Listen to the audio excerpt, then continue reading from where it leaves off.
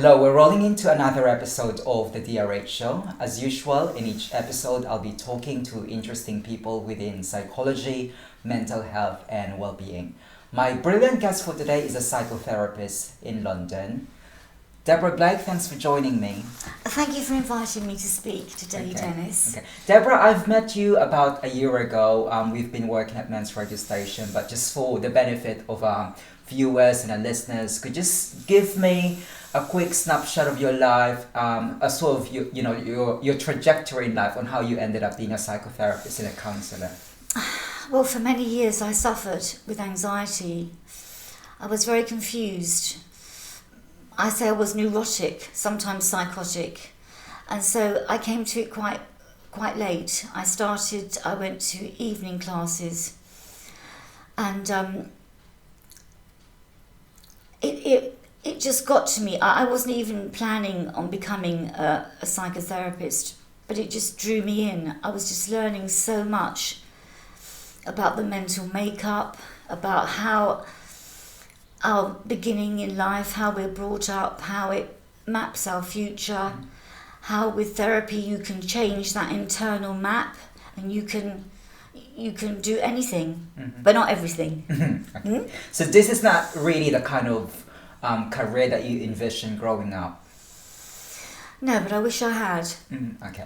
Now, a lot of the questions that people ask when they're trying to look for someone who can help them with their struggles such as anxiety and depression is that what's the right approach for me? And one of the lingering questions that they tend to ask is what's the difference between counseling and psychotherapy and hypnotherapy? Could you just characterize the difference between those three? Well, the first part of your question is when they come here, they contact me on my website, and they say, this is what they say, not what I say, that I look the most approachable one. It's something to do with a vulnerability and the transparency and what I do and what my clients say about me.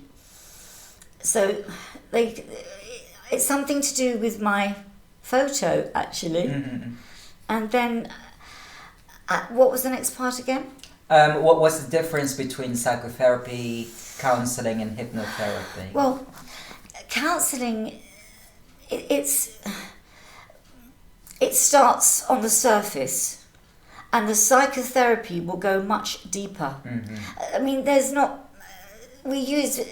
both very similar, but I became the psychotherapist because I knew that you had to go deeper than just the surface, because the things that people present themselves in here with, the cause is much deeper. And hypnotherapy? Hypnotherapy is an amazing tool. I had the privilege of studying under Stephen Brooks. He taught hypnotherapy is you actually can knock somebody out. It's very good for phobias, hypnotherapy. You can put someone in a trance. You can. It's a very, very powerful tool, and I use all three. And in using all these three, is there like a main approach that you kind of inject within those sessions? What was your in approach? The beginning, when they will first come, it will be counselling. The more, and I also work with energy fields. The more they build the bond with me, the deeper I will go. I will use the psychotherapy and I will use the hypnotherapy. They don't always know that they know what I do, but they're not always aware of which one I'm using. And do you ever use more than one approach? And when do you use more than one approach if you're using it? After the first session, it depends how. It depends what I'm reading. It depends.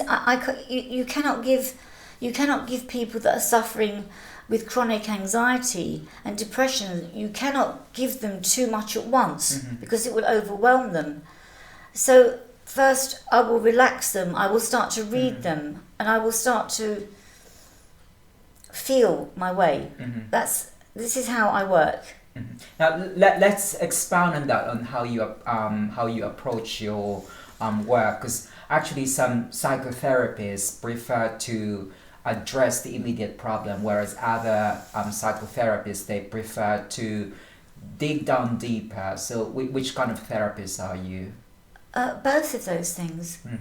In the beginning, you can't dig down deep straight away, because and I found that a lot of clients that have come, they go, "Oh God, what are you always say it's about the past," and they'll. Sorry, that was a bit. I wasn't meaning to be rude there. I was just. Yeah. So I will use. I work around the client. It's an individual. Everyone's different, but I use both. But I don't wham them when they first come in. I don't start whamming them with the. First of all, they'll sit on my sofa, and then time by time, they'll lie on the sofa. We'll do the hypnotherapy meditation, and they will fall asleep. People can't walk in and just lie on the sofa. So I work, it's a bond. I build a bond with my clients. I can see that, because I think you've really got a humorous personality. You've got a very friendly personality. But do you also work, do you also offer online counselling? No. You don't offer online counselling. And why is that? For me, I have to work with energy fields. I have to read the energy. I have to feel it. And this is not something that you can do online. It's kinesthetic. I have to. No, I work. Healer. I don't really like to use that. I take their pain away in me, and that can I can only do that when I'm near them, and I'll start quite far away, and then I'll get closer and closer. I just want to pick up on my earlier question about humor. Do you think, as a psychotherapist or as a counselor, it's important that you actually try to inject humor within the session? Is that something that, as practitioners, you should be worried about? Well, certainly not in the beginning, because they may think you're laughing at their pain, and that is something that I would never ever do. My warmth is what. Obviously, I am humorous, and I have a character, a strong character, but it's also a gentle character. I would never ever inject humour until, as the bond builds, the one-liners will slip in, but never detrimental humour. So you must never. No, because obviously they've come to you and they're in a terrible state, and they're in bits. So you're going to ground yourself, and you're going to sit very quietly and take their pain. The humour, as they get to know me and they become more relaxed, we will share humour, but not when they're telling me never to belittle or trivialise what they're going through. We may have a little chat afterwards, or they may say something to me that's funny, but humour will only be used in the appropriate time. I understand. Now, for my next question, this is really meant for those people who are trying to launch a career into being a psychotherapist and being a counsellor. I understand that. I presume that you're just working on your own. So, what tools and strategies do you use to stay organized? Like, to keep track of who's you're going to see for the day. How do you keep organized? What do you mean? My appointments? Yeah, my appointment. My diary. Yeah. I have a diary. I write what they say to me in code. They're all locked in a safe place. I research continually, all the time, all the things that my clients present. I'm continually researching every day. Good. And what are the measurable criteria that you use to assess how well treatment is working? And if so, can you give a few examples? Well, they keep coming back, and they change. And then they'll come back, and then they'll still come and see me for maintenance. I start to uplift them with my character and my energy. My energy uplifts them. So let's say, for instance, that you've got someone who's struggling with phobia. How do you actually assess that your particular approach is working for the situation? The main clients that I have agoraphobia and social phobia. And first of all, we talk about it's the anxiety, it's the depression and anxiety. They're both the same. They're both the same. There's an argument at which one starts first, and it's a question of they lose their confidence. When I explain how it works, how the chemicals, the neurons in the brain, how they get so overstressed with anxiety, it starts to close down. In fact, it's the body's way of trying to help you. They can't cope with any more of this. It's like white noise, or it's like something, they can't go out. So we maybe they have to change their life to get over their phobia. Everyone is not suited. Some people are more spiritual or more, so we find ways of them interacting with different groups, or different, maybe go swimming, or different ways. I never do it quickly. I'll never take them for a walk round the block, because sometimes they can't even drive here. They'll come in a taxi and they'll be shaking. So I don't, in my approach, it's gentle. Yeah, so it's more gradual until they see like a change in their perception and behavior. Is that what you're saying? I try to help them understand that you may have to change your life, because the life that you're leading is causing this anxiety. But also we go back again to the childhood and so on. Now, I just want you mentioned earlier that there's no difference between depression and anxiety. Is that right? So what actually causes anxiety? Well, it's when there's different types of depression. There's endogenous depression. There's I don't know if I'm allowed to. Denise Walsh. Am I allowed to mention people like her? She's got YouTube. Am I allowed to? Who is it? Denise Walsh. She's very famous. She'll go online when she's having an episode. Yeah. She's got endogenous depression that is caused by a hormone imbalance. So there's all different types of depression. There's a situational depression, there's a bereavement depression, but it will come, unless the depression is addressed, it will manifest, and it will take your energy, and the anxiety will be that you cannot even perform at any daily functions. And how do you actually treat coexisting mental conditions? Let's say you've got a phobia and you've also got anxiety and depression. How do you treat them? Well, the main is to calm them down. That's when I'll use the hypnotherapy. That's when I'll. It's mainly to calm them down, because when you're in that state, everything is coming at you. So powerfully. It's to try and calm the situation down, to calm them down, to get them so they can hear me.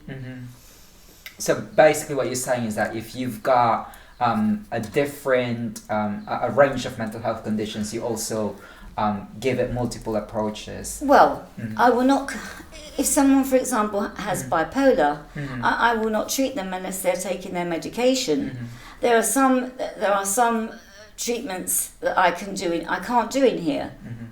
Schizophrenia and so, because I have to understand that they are also being treated medically. When you're dealing with these are more powerful mental health issues, which in here I'm dealing with anxiety and depression. And I just want to throw a personal question. Have you actually been on a therapy yourself? Because, sometimes we kind of think like everyone who's into this line of work pretty much know what they're doing, so pretty much know how to lead their life. So do you actually go into therapy yourself? No, that is not true. When I was taught, when I first started going to night school, you are told immediately that to be a therapist you have to see one. I see one every week because it's humility. If you don't do that, and a supervisor, you can become, your ego can have no bounds. You have to go and talk to a supervisor and say that you, obviously it's all anonymous, that this case happened and what. It's humility, because I have to be able to share my feelings to expect them or help them share with me. So yes, I see. So I suppose this is a common practice among psychotherapists and counsellors, that they also see other people. Well, it is for me. Okay. Okay. And do you have any tips for doing self-care? Because it's really important, you know, especially on your line of work, there's such a thing as compassion fatigue. So how do you actually look after yourself? Do you have any tips? They call it burnout. Burnout, yeah. So well, yes, I've suffered from burnout. I research. The research helps me. And I will use my meditation. And if my energy and my body is telling me that I can't move, then I won't move. I will shut down completely and arrange my clients around that. That's how I look after myself. Okay. And what do you think would make people a lot more satisfied, a lot more content and happy with their life? What should we do? If they stop living their life on the outside, the expectations that are put on people are unachievable. There's a famous quote, I've forgotten his name. It says, "You can do anything, but not everything." And everyone that comes here, they have children, they have a job, they have... I have to be careful. The expectation is to have everything, but you can't. You cannot. Your mental health will suffer if you keep forcing yourself to have the material things, or go higher. If you can, it depends on your mental makeup, on your emotional intelligence. But if you keep forcing yourself, you will have a breakdown. And for this question, I think it's only appropriate that I ask you this because we met at men's radio station. So what's your take about men's mental health? I loved the radio station so much because men's mental health is... I must say I do have male clients, but 90% are female. So do you think there should be more, you know, opportunities for men to express themselves in relation to mental health? Or oh yes, definitely. Okay. Definitely to we haven't reached that stage yet. Well, that's why men's radio station was such a help, because the ego around it about men, it's an ego thing still. It's the ones that come and talk to me, that it requires surrender. That you're not surrendering you're not handing over your life. That person is going to make it better. They're going to help you. And maybe if they don't want to help from a woman, or it's still a problem. Yes. Okay. So hopefully, but probably in a few years, we should be able to address this with the help of, you know, people in your profession. And what you're doing, Dennis, it's really, really important to speak this way, and to put out that, okay, I'm an alternative therapist. I'm much more in my approach, and to let men know that if they're watching it, it's not that scary. Yeah, that is really it's pretty much like going to a GP. That it's not really a threatening environment. Well, but men don't go to GPs either, especially for certain. Do they? They'll leave it till. So it's basically the kind of what we need to do is we have to address the mentality in order to, you know, help men with their struggles, whether physically or psychologically. We need to reshape the kind of mentality they have. With gentleness, with comfort, with an understanding that this world is so, the pressures that are put on us now are more than ever before, and it's okay. It's not okay if you don't do anything about it, but it's okay to feel that way. And obviously, you know, radio stations such as Men's Radio, we're not trying to promote Men's Radio, but it's trying to stir conversations in relation to the struggles of men. Now, for my last question, how can we get in touch with you? You can get in touch with me on my website, Debra Blake Counselling.com. Okay. And phone me. That's the only thing that I get my clients from is my website. Okay. So I'll put on the details of Debra Blake on the description box. Well, it's been an interesting conversation with you, Deborah. I've learned a few bits about your approaches to mental health and counselling, but unfortunately our time is up. Thanks for joining me, and I look forward to hearing more about your work. Thank you, Dennis. Thank you. Because it's really helped me too. Thank you.